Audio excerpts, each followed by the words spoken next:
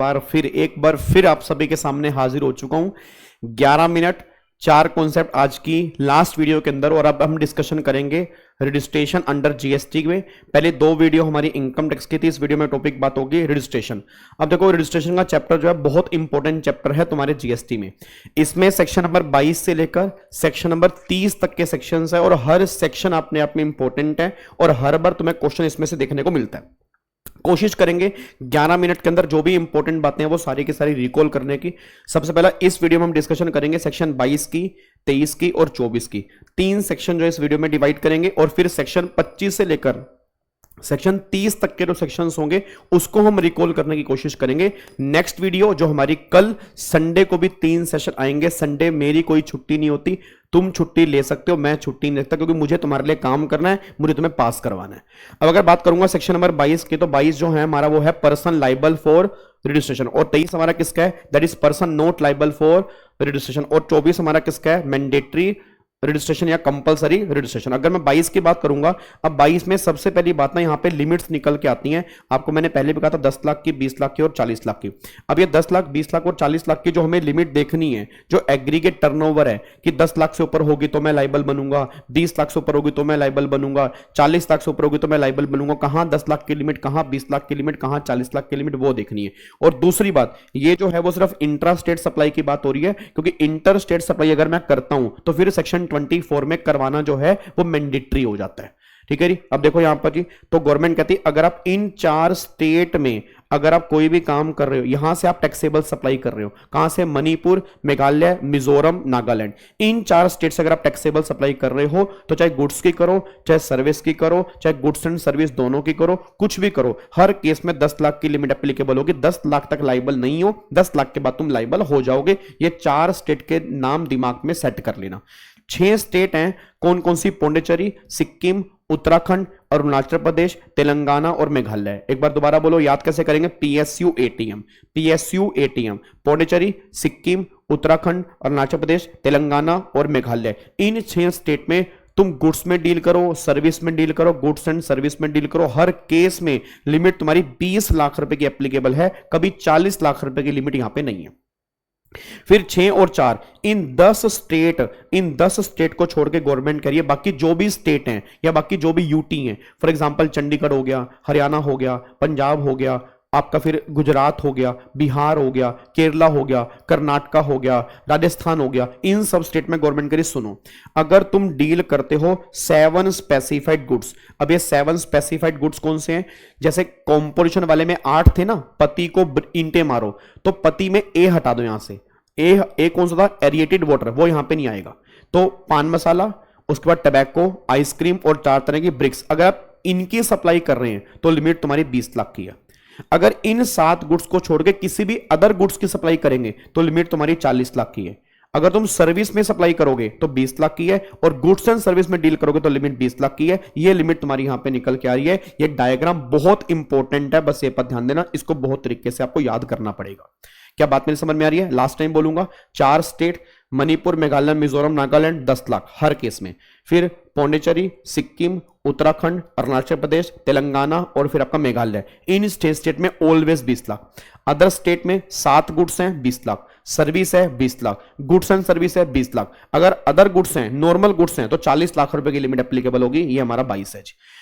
उसके बाद फिर यहां पे आओ सेक्शन नंबर 23 में कौन कौन नोट लाइबल है। तो गवर्नमेंट ने बोला नोट लाइबल में 2 कैटेगरी हैं। कुछ लोग ऐसे हैं जो हमेशा ही नोट लाइबल है, चाहे इनकी टर्नओवर जितनी मर्जी हो, हमेशा ये नोट लाइबल वाली कैटेगरी में आएंगे। कौन कौन से, जैसे गवर्नमेंट ने पहला बोला यहां पर कि अगर आप एक्सक्लूसिवली एग्जम्प्टेड गुड्स और एग्जम्प्टेड सर्विस में डील करते हैं तो आप लाइबल ही नहीं है, करवाने की रिक्वायरमेंट नहीं है। फिर अगर आप एग्रीकल्चरिस्ट हैं, करवाने की रिक्वायरमेंट नहीं है। अगर आप आरसीएम वाली सप्लाई करते हैं तो जीएसटी सामने वाला बंदा पे करेगा, तुम्हें पे नहीं करना, तुम्हें करवाने की रिक्वायरमेंट नहीं है। फिर अब यहां से लिमिट स्टार्ट होगी। अगर तुम इंटर स्टेट सप्लाई करते हो बट सर्विस की, तो 20 लाख तक करवाने की रिक्वायरमेंट नहीं है, 20 लाख के बाद तुम्हें करवाना पड़ेगा। फिर ऐसे ही अगर आप इंटर स्टेट सप्लाई करते हो हैंडीक्राफ्ट गुड्स की, तो 20 लाख तक करवाने की रिक्वायरमेंट नहीं है, 20 लाख के बाद तुम्हें करवाना पड़ेगा। अगर तुम कैजुअल टैक्सेबल पर्सन हो और हैंडीक्राफ्ट गुड्स की सप्लाई कर रहे हो, तो 20 लाख तक करवाने की रिक्वायरमेंट 20 लाख के बाद तुम्हें करवाना पड़ेगा। फिर गवर्नमेंट करिए, अगर तुम सप्लायर हो किस चीज के, सर्विस के, किसके थ्रू सप्लाई कर रहे हो, ईसीओ के थ्रू, कौन सी सर्विस जो 9(5) में कवर नहीं है, तो 20 लाख तक उस सप्लायर को करवाने की रिक्वायरमेंट नहीं है, उसके बाद करवाना पड़ेगा। फिर अगर तुम सप्लायर हो गुड्स के, सप्लाई कर रहे हो किसकी, गुड्स की, किसके थ्रू, ईसीओ के थ्रू, इंट्रा स्टेट सप्लाई करो, intra note inter, intra state supply कर रहे हो, तो तुम्हें 10, 20 और 40 लाख तक करवाने की रिक्वायरमेंट नहीं है, उसके बाद तुम्हें करवाना पड़ेगा। बस ये पर ध्यान दो, ये सारी बातें 23 में निकल के आती हैं। बहुत बार एग्जाम में क्वेश्चन बन चुका है कि वो केसेस लिखो जहां पर वो पर्सन नोट लायबल होता है।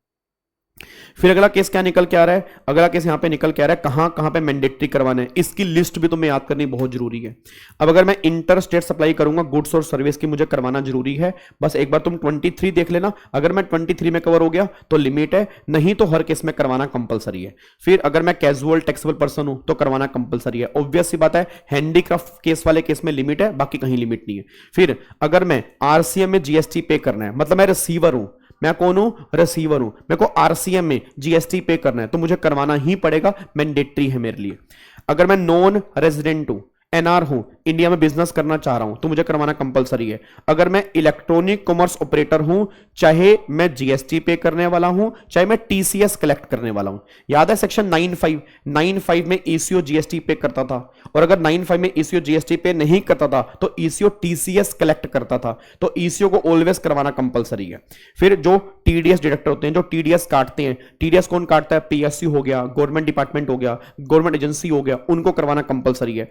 फिर जो एजेंट होते हैं, जो प्रिंसिपल का एजेंट है, उन एजेंट को करवाना कंपलसरी है। फिर जो OIDAR की सर्विस देते हैं, उनको भी करवाना कंपलसरी है, गवर्नमेंट के लिए तुम्हें करवाना ही पड़ेगा।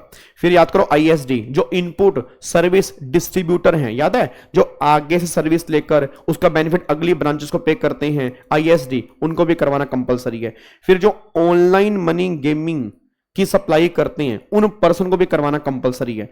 फिर जो सर्विस के सप्लायर हैं, ठीक है, जो ईसीओ के थ्रू सर्विस की सप्लाई कर रहे हैं 9(5) वाली सर्विस को छोड़ के, तो उन्हें करवाना कंपलसरी है। और जो गुड्स के सप्लायर हैं, जो ईसीओ के थ्रू गुड्स की सप्लाई कर रहे हैं, उन्हें भी करवाना कंपलसरी है। बट अगर वो इंट्रा स्टेट सप्लाई कर रहे हैं तो लिमिट मिलेगी, इंटर स्टेट वाले को इसमें कोई लिमिट नहीं है, करवाना कंपलसरी है, गवर्नमेंट ये बात कहना चाह रही है।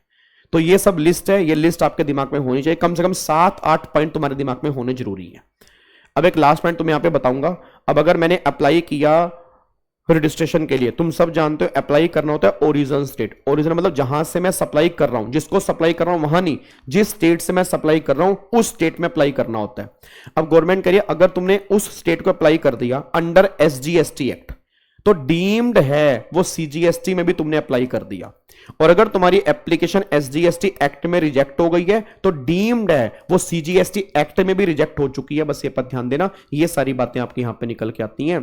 तो ये हमारा सेक्शन 26 था जो डीम्ड वाला था जी, ठीक है जी। तो अब यहां पे बस ये पूरा पॉइंट आ गया। अब फिर कल जो सेशन आएंगे उसमें सेक्शन 25, उसके बाद 27, 28, 29, 30, इन चारों को फटाफट से रिकॉल करने की कोशिश करेंगे। आई होप आपको 10 मिनट के अंदर कुछ ना कुछ तो आपको पहले अच्छे से रिकॉल हो रहा होगा। अगर हो रहा है तो इस वीडियो को मैक्सिमम शेयर किया करो, देखा करो, क्योंकि मेरा हर काम, मेरा हर स्टेप वो सिर्फ तुम्हारी सक्सेस के लिए है और किसी के लिए नहीं, ठीक है। Thank you so much, Jai Hind, god bless you, love you all, thank you so much, bye bye.